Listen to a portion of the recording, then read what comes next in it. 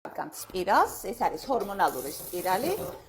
პაციენტი 2 წლის განმავლობაში აქვს ჭარბი მენსტრუალური სისხლძენა, ვინაიდან დიაგნოსტირებულია საშვილოსნოს მიომა ენდომეტრიოზთან ერთად, შეთავაზებული იქნა ოპერაციული მკურნალობა, თუმცა პაციენტი ეძებდა ალტერნატიულ გზას და ჩვენ შევთავაზეთ სპირალი მირენა, რომელსაც დავაკვირდებით 3 თვის განმავლობაში. და მე ველოდები, რომ ციკლი შემცირდება, ტკივილები, რა თქმა უნდა, ალაგდება და შესაძლებელია მიომატოზური კვანძებით ზომაში თანდათანობით შემცირდეს. ამ წუთში პაციენტი არის 38 წლის, აქვს 2 წლიანი ანამნეზი, საშვილოსნოს მიომა, ტკივილები და ჭარბი მენსტრუალური სისხლის დენა. სპირალის ჩათქმამდე ჩვენ შევამოწმებთ ეხოსკოპიურად საშვილოსნოს ხროს.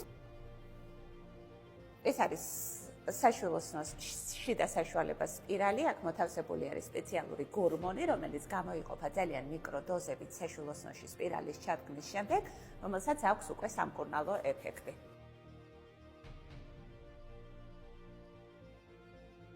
მოვჭით. ეს იყოს ეს არის საშვილოსნოს ხრო, თეთრი ხაზი არის სპირალი, რომლის ბოლოც ფუძეში არის მოთავსებული, ეს მას ნიშნავს, რომ სპირალი დგას სწორად. აბა, როგორ ახლა? კარგად. ძალიან კარგი.